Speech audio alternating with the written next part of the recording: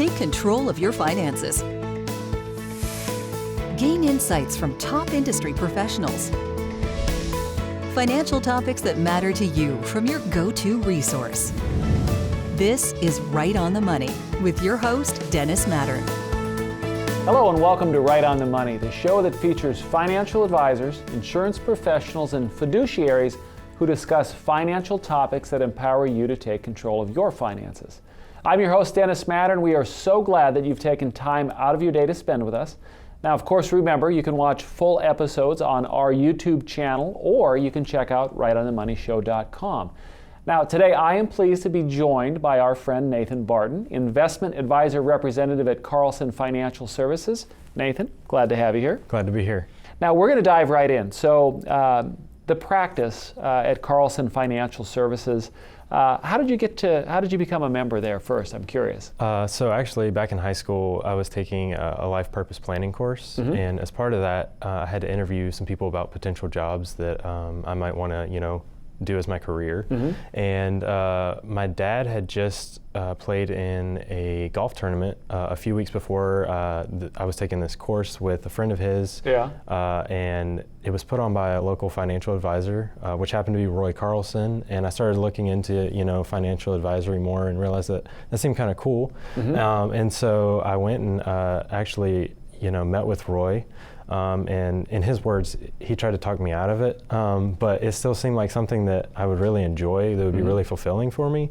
And so then by the end of that meeting that I had with Roy, he actually offered me an internship with Carlson Financial Services. Oh, that's fantastic. Yeah, and so then from there, I came on as a part-time employee because it still seemed like something that would, I could use to show Christ to others, and it's something that would really align with my faith, which is a big part of who I am, and I want it to be a big part of what I do as my job.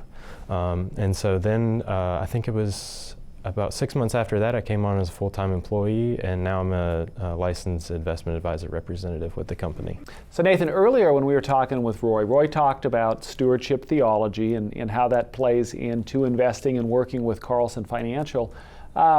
But you said, when we were talking off camera, you had mentioned that when you started with Roy, he asked you to come up with your own stewardship theology. What does that mean?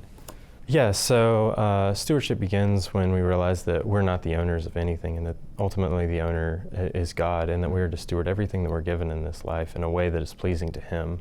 So I think that the best way to sum up, stewardship theology would be that our thoughts, words, and actions are a direct reflection of what we believe, and our beliefs determine our stewardship and the way we handle things. That's fascinating. That's got to be a new concept for a lot of people. Yeah, it really is. Almost liberating to bring everything in line. When Roy and I were talking, he mentioned that there were kind of the 7 things that you handle as a steward, as a Christian. Can you talk a little bit about those? Right. So there are 6 that everyone in this world is a steward over, and that's body, time, talent, treasures, situations, and relationships. If I remember right. Yes, okay, thank you. Right. So, how we handle our relationships with our spouse, with our children, even with our friends, or anyone that we come in contact with in this world. How do we show Christ to them? How do we, handle that relationship in a way that's pleasing to Christ? That would be being a good steward of the relationships that we have, instead of handling those relationships in a selfish way. So this really incorporates the teachings that we learned, that some of us learned through the Bible and through our faith, and then applying them across the board. Would that be a fair statement? Yeah, absolutely. I mean, I think that when you talk about relationships and stewardship, that makes total sense. But then when you start applying it to your finances, it's really, when you align your faith with your finances, it's really something that you don't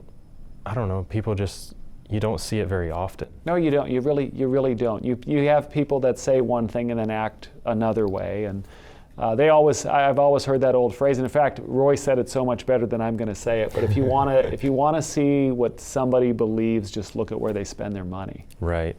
Right. Yeah, absolutely. Do you find that it's a relief? Is it a shock? Is it an eye-opener for them to realize that they can live their faith and then also translate that and put it into their finances as well? Yeah. It's all of those things. We've seen all of those, reactions with different clients, and it really is something that, they're like, oh, wow, I can do that? Eye-opener, I bet. Yeah. Do you get even as deep as working with people in their budgets?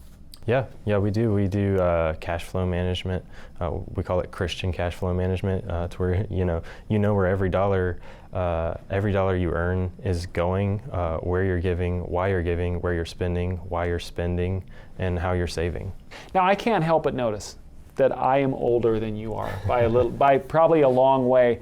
How does that come into play? Do you get to work with younger clients? Do you feel that, are you able to kind of translate that message that maybe an old dad like me would try to give to the next generation, or my dad was trying to tell me? Are you kind of a translator of this to your generation? Yeah, that's kind of the goal, is just to, because I had the unique opportunity, starting at Carlson Financial Services. So at 16 years old is actually when I started. Oh my gosh. And so I had the really unique opportunity of, when doing that, of seeing these, the stewardship theology, Christian cash flow management, all of these things as I began my adult life.